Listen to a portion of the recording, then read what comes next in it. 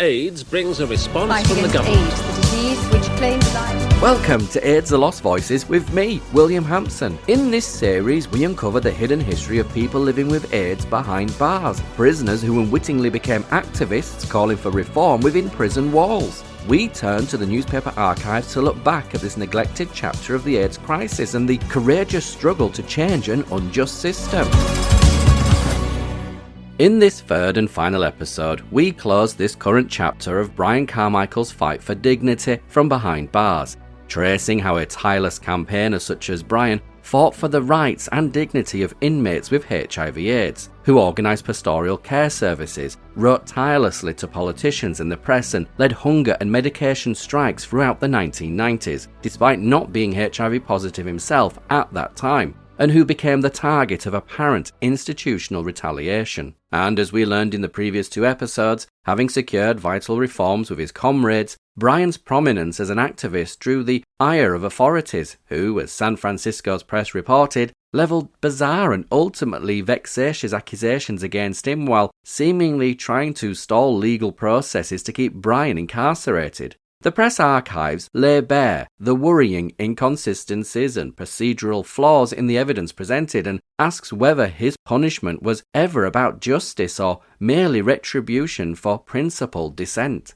We ended the previous episode with Brian confined in the Santa Clara County Jail in 2001, awaiting sentencing after an airport encounter in which he had fallen on a police officer after the officer kicked Brian's feet from underneath him, and to which the officer alleged he was injured as a result. Hoping to avoid the crushing weight of a third strike conviction and the prospect of life imprisonment, Brian filed a motion for a retrial that Judge Danner denied. In a last-ditch effort to stave off the mandatory harsh sentence, Brian then moved to have the felony charge reduced to a misdemeanor, which, if granted, would spare him the life term that loomed over his future. But Brian's sentencing ran over 2 days, and the Bay Area Reporter, with a photograph, made the sentencing outcome their front-page story, where, on the 5th of July 2001, they report, following an impassioned plea for his life, openly gay prison rights activist Brian Patrick Carmichael's felony conviction on a battery charge was reduced to a misdemeanor by Santa Clara County Superior Court Judge Alden E. Danner on Monday, July 2nd. The reduction means that Carmichael avoided a third strike conviction, and Danner sentenced him to 1 year in jail with time off for good behaviour. Carmichael could be free in 8 months. Carmichael, who has been in the Santa Clara County Jail since last September, waived his time already served. If he had been sentenced for a third strike, he could have faced 27 years to life in prison. Carmichael's sentencing hearing started last Friday, June 29th, and was continued to Monday. Numerous friends and supporters packed the courtroom on Friday. Many showed up again on Monday. Unlike numerous court appearances over the past several months during which he served as his own lawyer, Carmichael was represented by a defense attorney for his sentencing hearing. Defense lawyer Daniel Mayfield argued that the injury suffered by the police officer was not a broken arm as initially indicated in the police report, but rather a sprain. He also argued that the first HIV test Carmichael received was illegally obtained, and as a result, everything after that was illegally introduced. A court-ordered HIV test was not carried out until October 16th, 2000, Mayfield said, well after Carmichael's arrest. Why? Because everyone had the first illegal test, Mayfield told the court. Mayfield also discussed the officer's alleged injury and said there was a clear question on when the officer received the injury, if he received injuries at all. Mayfield also pointed out that the officer testified that he swept Carmichael's legs out from under him in the jetway at the airport, causing Carmichael to fall. After that, Mayfield said the officer didn't complain of an injury. It was only after officers lifted a wheelchair containing Carmichael, who at this point was placed in a wrap device, that the officer complained of an injury. Quote, "This is not felony conduct, let alone a felony that triggers a free strike prosecution," Mayfield said. For his part, Deputy District Attorney David Soares argued forcefully for the third strike sentencing, of 27 years to life and based his arguments primarily on Carmichael's prior record.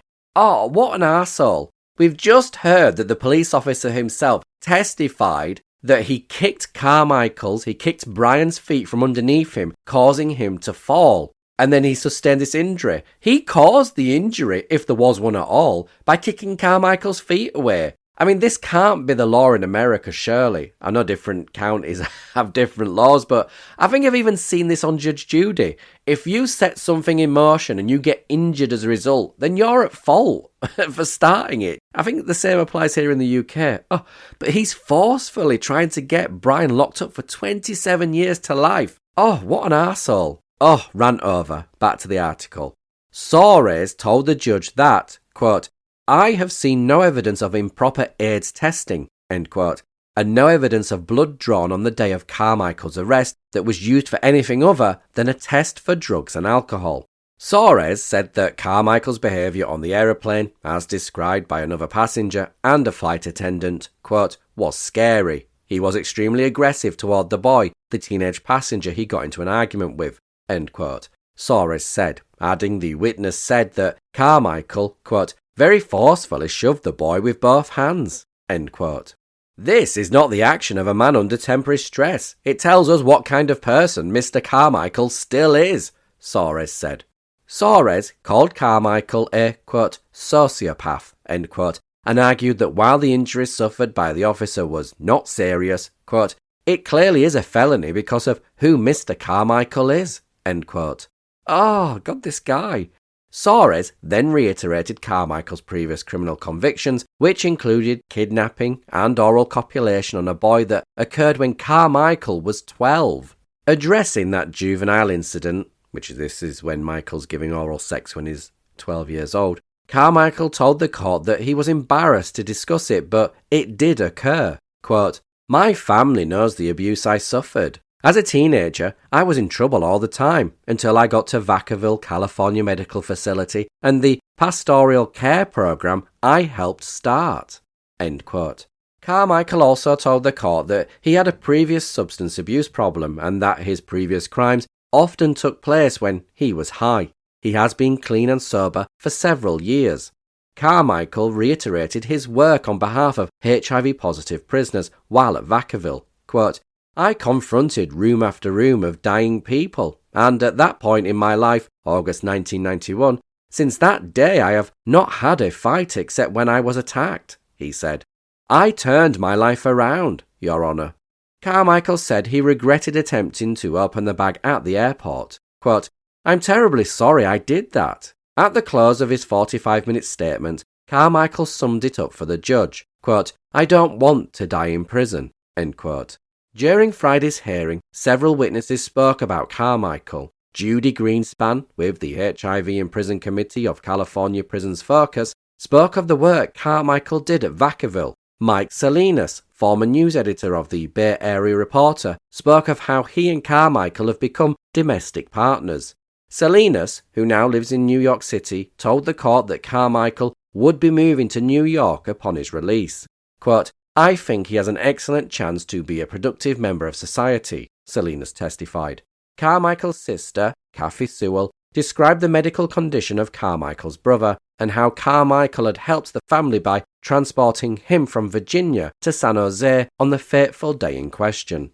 Oh, do you know, this is just a massive headache. There's so many twists and turns, but many viewed the sentence as a victory, given Brian had avoided the third strike, so much so that Frederick Millen, executive director of the James McCuna Society in San Francisco, who had been involved in the pastoral care services that Brian and his inmates was administrating to inmates dying of AIDS while incarcerated, wrote to the Bay Area Reporter stating, Brian and his comrades, including Lenny Lutz, Mike Haggerty, Laus Schumann, and Law Wilson, practically invented the concept of peer education in a prison setting. Now, they come from around the globe to the California Medical Facility at Vacaville, guards, medics, and counselors alike, to learn from what these heroes accomplished. Many lives have been saved and much suffering alleviated. Wow, high praise indeed. Quote, from what these heroes accomplished, end quote. I mean, it's true. You can't argue with it. In their own community in prison, here you've got what you consider to be the lowest of the low in prison, really pulling their finger out their ass and doing something about it. I mean, so yeah, well done Brian and all his comrades. Well done. Anyhow, you might think that's the end of it. Brian sits out his prison sentence and, as we heard, with good behaviour permitting, would only be around 8 months. Well, think again, because San Francisco's Bay Area Reporter on the 26th of July 2001 run the headline, Brian Carmichael's appeal delayed, where they report. Gay prison rights activist Brian Patrick Carmichael, who last month received a 1-year sentence on a misdemeanor battery charge instead of a felony third strike sentence of 27 years to life, has appealed the lesser sentence, but an appeals court issued a stay last Friday, July the 20th, effectively delaying the matter for several weeks. Santa Clara County Assistant District Attorney David Soares filed a writ with the 6th District Court of Appeals in San Jose last Thursday, and the appeals court judge issued the stay Friday morning. Carmichael's attorney, Dan Mayfield, said that the appeals court probably issued the stay to give the court more time to review the matter. Soares cannot appeal the sentence handed down last month by Superior Court Judge Alden E. Danner. Danner, who heard Carmichael's non-jury trial in January, determined that Carmichael should not be sentenced for the felony battery conviction and instead reduce the charge to a misdemeanor. Soares disagrees with Danner's decision and believes Carmichael should be convicted of a third strike. Well, of course he does. The appeals court indicated it will accept briefs and set an August the 8th deadline, Mayfield said last week. He said the appeals court has 2 decisions. First, it can determine whether the stay should remain in effect or be lifted. Secondly, it can decide whether to hear Soares' claim that Danner's sentencing decision was an abuse of his judicial discretion. In another matter, Mayfield told Danner last week during the brief court session that Carmichael, who is HIV positive, is having trouble getting his HIV medications. Quote, his T-cell count is dropping, Mayfield told the court. It's a continuing problem, getting his medication on time. Regarding the appeal of his sentence, in a written statement obtained by the Bay Area Reporter, Carmichael said he is fighting the 1-year jail sentence because he is innocent. Quote, when the 3 strikes felony was reduced to a misdemeanor, many felt it was a victory, and in a sense it was, but I was, and am, not guilty. I don't feel I should be in jail or prison, he stated. And all this press attention and photographs of the handsome beefcake that is Brian Patrick Carmichael, a series of classified ads appear in the San Francisco Bay Area Reporter. Now, they all read the same thing, which it states, Brian Patrick Carmichael makes me hot. If you have his look, middle age, husky build, mustache, tell this hung, freaky black daddy what turns you on. Phone code 71497. It seems handsome beefcake Brian is getting San Francisco's gay residents a little bit hot under the collar. But aside from being an AIDS activist, bad boy and now a San Francisco sex symbol, we do get to hear a development in his application for appeal, where the Bay Area Reporter on the 20th of September 2001 report. A judge set bail for gay prison rights activist Brian Carmichael at $10,000 while he appeals his misdemeanor sentence on a battery conviction. But supporters are having trouble raising the money since it is an appeal bail and the entire amount needs to be raised or sufficient collateral needs to be provided to the bail bond company. At press time, Carmichael remained in jail in the South Bay. The bail hearing was held last Friday, September the 14th, in Santa Clara County Superior Court, before Judge Alden E. Danner, who presided over Carmichael's non-jury trial and subsequent sentencing earlier this year. Danner reduced Carmichael's felony conviction to a misdemeanor and sentenced him to 1 year in jail. With time off for good behaviour, Carmichael is eligible to be released in early March. Once he was sentenced on the lesser charge, Carmichael decided to appeal the conviction, and because of that, he is eligible for bail while the case is on appeal. Last week, Carmichael's attorney, Dan Mayfield, and Linda Starr argued successfully for bail, though they had wanted it less than the $10,000 Danner ultimately set. Attorney Starr, who is handling the appeal, noted outside the courtroom that the appeal was likely to take several months. Then, on the 6th of December 2001, it came as no surprise that San Francisco, long revered in the UK for being at the forefront of gay rights and HIV/AIDS activism, stepped forward to help raise much-needed funds for Brian's legal costs, with the Bay Area Reporter running the headline, Music Festival to Benefit Activists' Legal Defense. Classical, jazz, folk and spoken word performances will all be part of a festival benefit next Friday, December the 14th, at Christchurch Lutheran from 7:30 to 9:30 p.m. Local and national musicians and artists have donated their talents for the evening to raise money for the legal defence fund of Brian Patrick Carmichael, recently released from jail on bail after a long battle for his future. Longtime AIDS activist Carmichael was arrested in September of 2000 after an incident that occurred at San Jose International Airport as he stepped off an aeroplane. The charges were widely believed to have stemmed from Carmichael's HIV status, as he had been threatened with a simple obstruction charge until police overheard him telling a doctor he was on antiviral medication. The criminal portion of the case lasted through July 2001, when Carmichael's battery conviction was declared a misdemeanor, but the emotional and financial after effects of the ordeal remain. Next Friday's benefit will attempt to defray the legal costs incurred by Carmichael. With the benefit to raise funds for Brian's legal costs, bail, as we heard, is secured and he's released pending his appeal, to which he moves to New York City with his partner, Mike Salinas. 2002 passes with no news until the 19th of June 2003, the Bay Area Reporter shared the outcome of Brian's appeal, where they report. Openly gay prison rights activist Brian Patrick Carmichael's petition for review in connection with a misdemeanor conviction on a battery charge was denied by the California Supreme Court last month, clearing the way for him to begin serving a 1-year jail sentence as soon as next week. Carmichael was ordered to appear before Santa Clara County Superior Court Judge Alden E. Danner Friday, June the 20th at 9 a.m. for, quote, execution of judgment, end quote. Carmichael said in a June the 17th telephone interview from New York City, where he currently resides, quote, we're planning to ask for more time based on medical concerns, Carmichael said. And the article goes on to share the incident with the aeroplane, in regards to reserving the seats. And it actually goes on to give us a little bit of insight where it states, who wanted the seat Carmichael had been told was reserved for his severely ill brother, who has since died.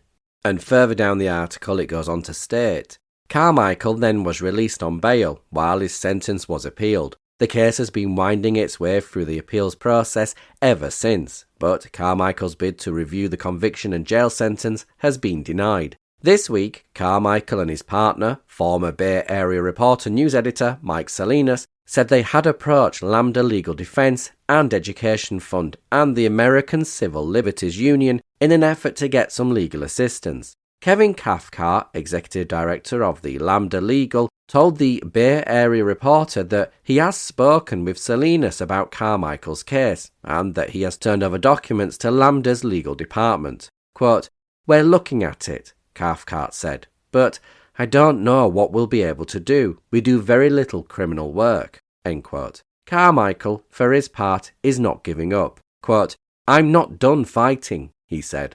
Oh, I'm glad to hear it, Brian. Keep fighting. I mean, it's a shame you've got to fight, but yeah, keep fighting.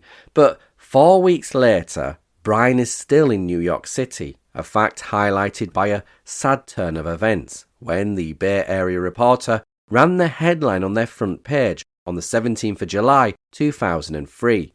Former Bay Area Reporter editor Mike Salinas dies at 46. Where, they report. Mike Salinas, the former news editor of the Bay Area Reporter, died this week in his New York City home. He was 46.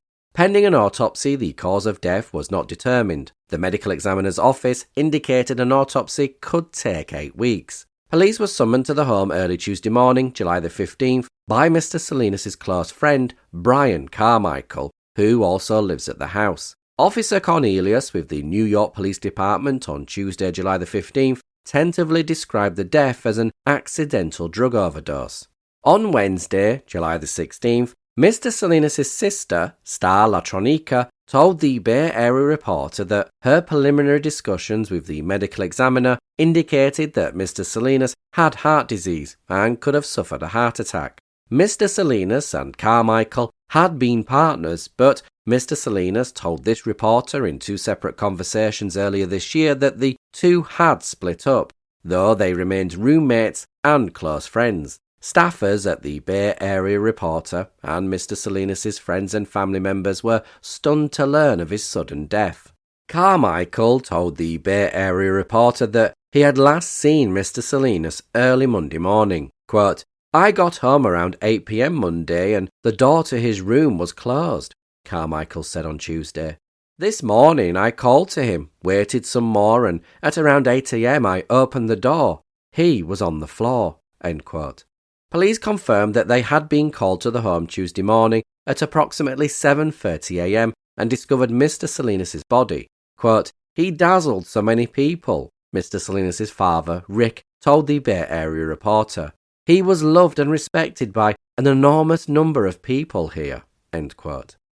What an incredibly sad story, and one which the San Francisco Examiner also covered in depth, and the full articles available on the Extra T blog that truly illuminate the rigour and courage of Mike's journalism on gay issues and the HIV/AIDS epidemic. He was renowned for going where many of his peers would not, investigating not only the human impact of the crisis, but also scrutinising AIDS charities when questions arose about misappropriation of funds. His reporting combined compassion for victims with an uncompromising commitment to accountability, forcing uncomfortable truths into the public record and shaping how both the community and institutions were held to account.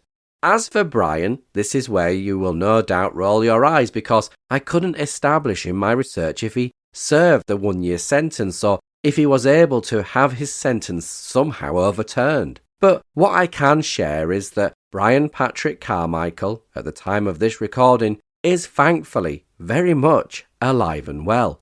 Although I came across numerous court documents, mainly motions and appeals and a series of prison photos that show how he was aging behind bars, Brian has been open in interviews.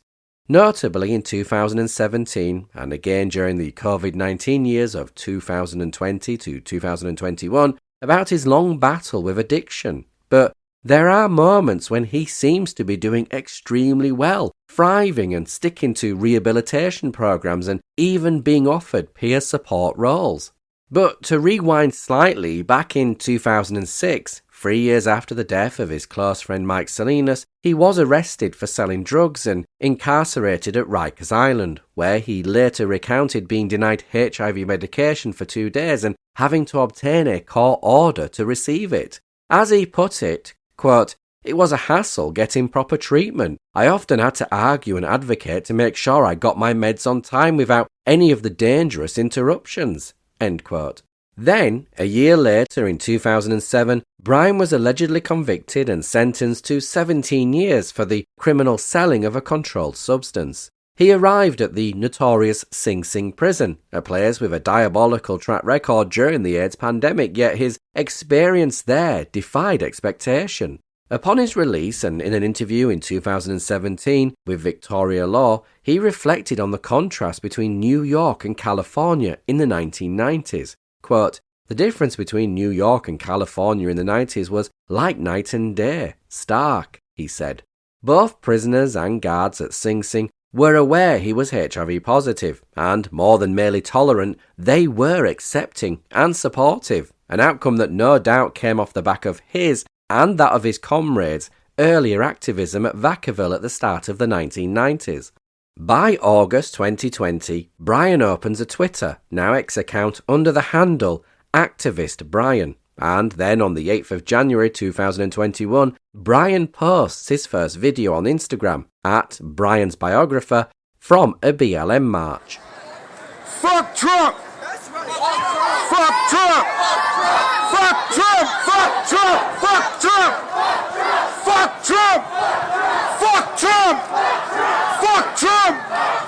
Fuck Trump! Then, from December 2021, Brian, who had himself served time at Rikers Island, joined many other activists in sounding the alarm over the deaths of 15 prisoners there in a single year. His involvement grounded both in personal experience and a long history of advocacy, having campaigned for prisoners' rights, health and welfare during the AIDS pandemic.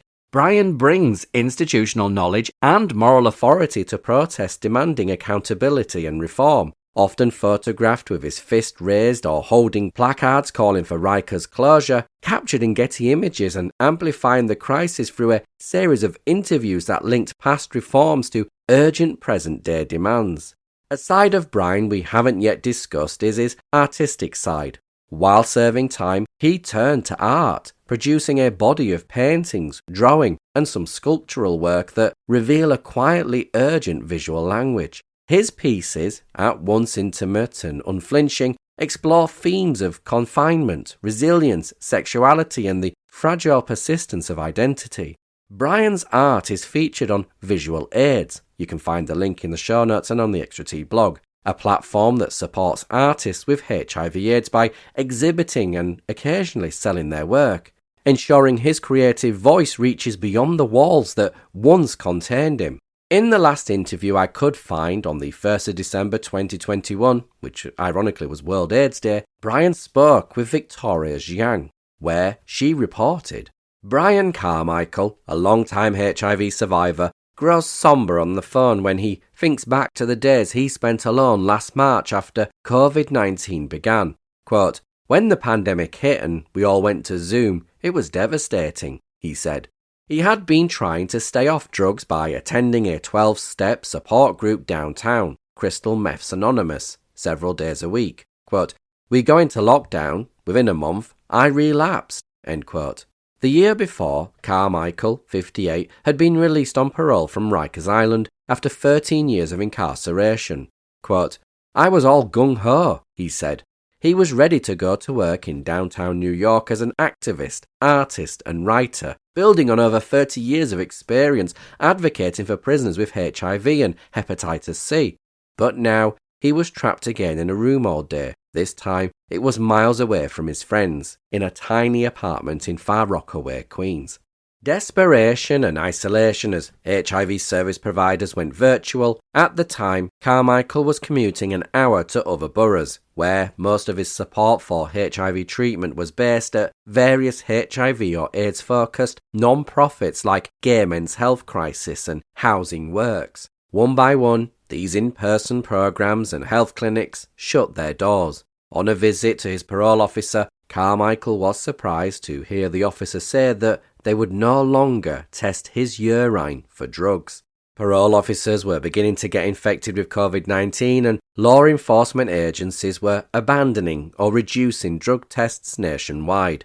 Quote, "It was like almost explicit permission to go get high," Carmichael said. He was already wavering from the loss of community. Quote, "I think I stopped in a pharmacy on the way home and bought syringes."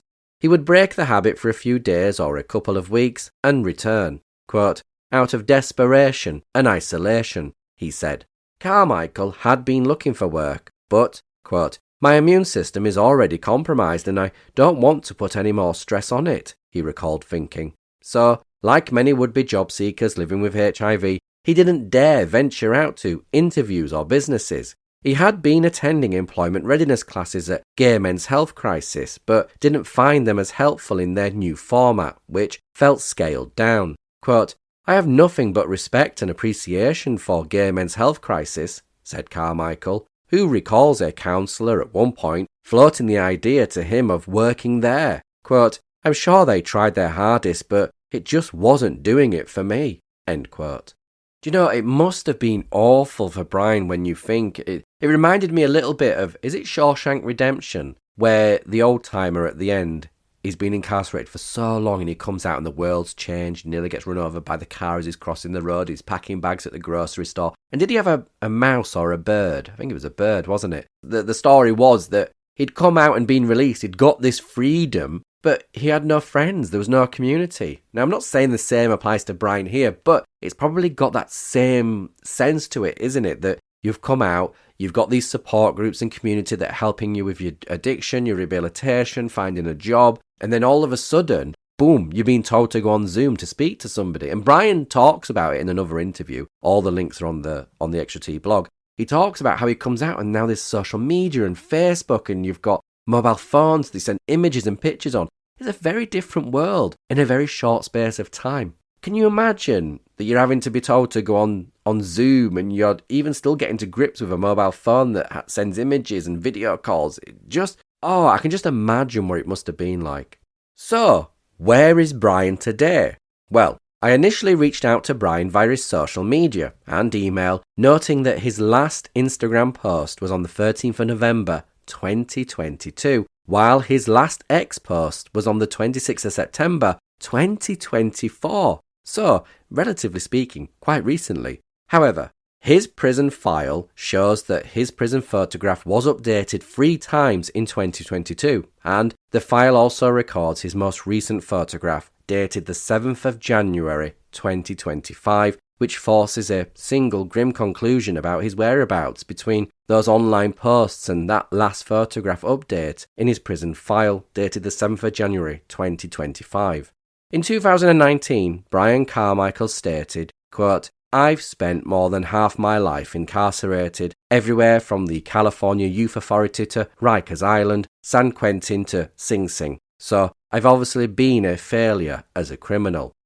And I think it's fair to argue that much of his time incarcerated was related to his own addiction to drugs and seemingly came about after a period of success in recovery and sobriety, which he frequently celebrated. But, as we heard earlier, Brian and his comrades were hailed as heroes. It is a bitter irony that his incarceration at a time when he was not HIV positive or diagnosed with AIDS himself became instrumental in the creation of a pastoral care services team that maintained 24-hour vigils for those in the final days and hours of AIDS-related deaths. He frequently liaised with San Francisco's Bay Area Reporter newspaper to spotlight the dire plight of prisoners with AIDS, men being segregated and denied adequate medical care, education and visits, and became instrumental in persuading roughly 100 inmates to discontinue their HIV medications, most likely AZT and similar drugs, as a prelude to a protest.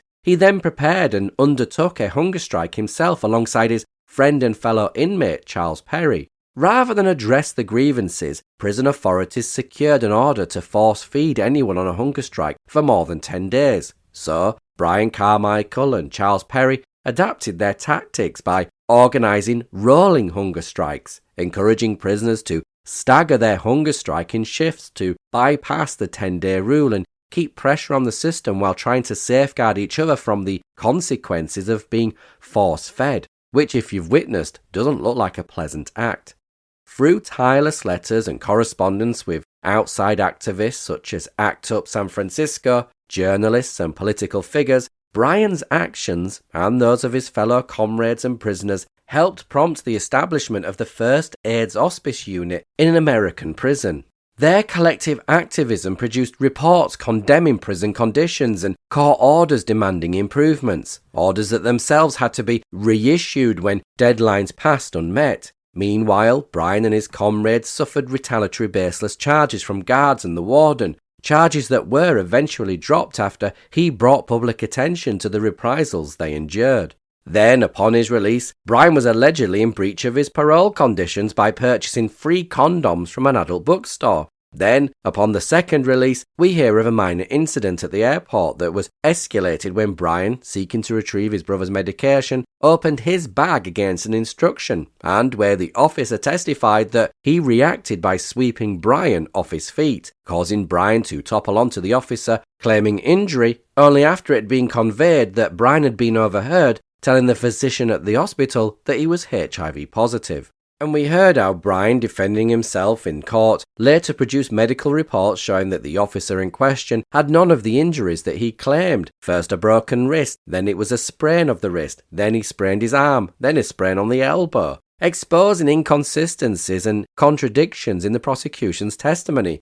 Representing himself, he filed a motion for a retrial. Although the judge did not rule in Brian's favour, the medical evidence and the pattern of conflicting statements bear the hallmarks of what we would term simply as a fit-up, suggesting the episodes were fueled by some form of revenge toward Brian for being gay, HIV positive, and a vocal activist while incarcerated, and amounted on paper to an attempt to punish or silence him. But their claims and actions backfired. Brian's story sparked a movement in San Francisco, prompting gay men and women to march at San Francisco Pride, stage a protest outside the court during his sentencing, and organising benefit concerts to raise funds for legal costs. While the press circled the case and amplified the bizarre, sensational allegations against him, the visible public support and cultural mobilisation reaffirmed the narrative. In the eyes of the public, Brian was innocent, but the judge, no doubt applying the technicality of law, denied his motion but did reduce the sentence to a 1-year term. Brian's continued run-ins with the law, he may likely admit if he spoke, was largely of his own making, a consequence of relapsing into drug and alcohol abuse, a string of small-scale drug dealing that, though confined to a narrow circle rather than a major racket, attracted a harsh prison sentence given his poor record and a separate episode of driving while intoxicated.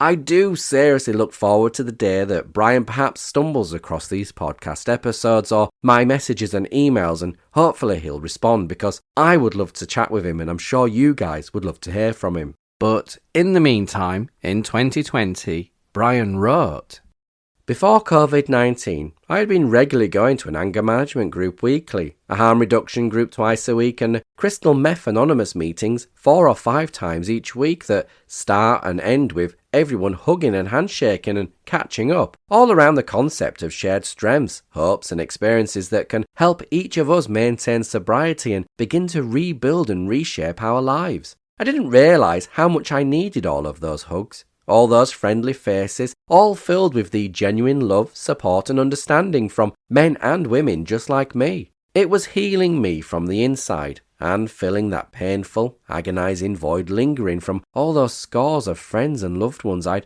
lost to viruses over the years, primarily HIV and HCV, the Hep C virus.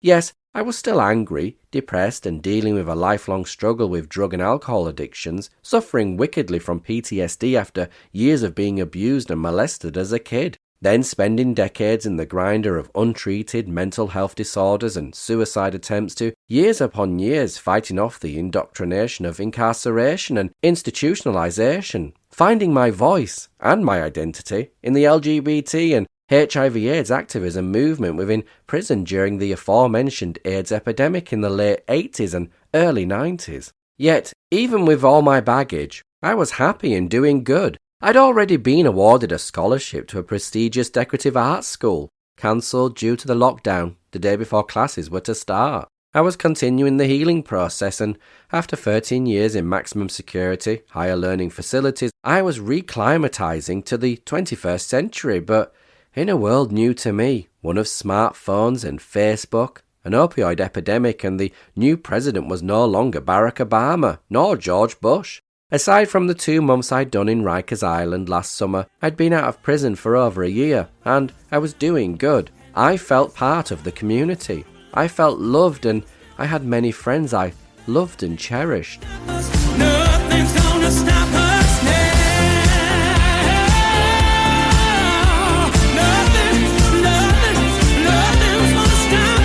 HIV is not a crime. HIV is not a crime. HIV is not a crime. HIV is not a crime. The largest mental health facility in the world, and 18 people have died there this year. Give me that. You got guards right there, this close to being Nazis, running the largest mental health facility in the world. When it finally closes, I'll probably cry, because I've been holding back tears for so long. A lot of good people have died there. If you've enjoyed this episode, then don't forget to like, share and subscribe. And until next time, you can find me on Instagram at AIDS The Lost Voices.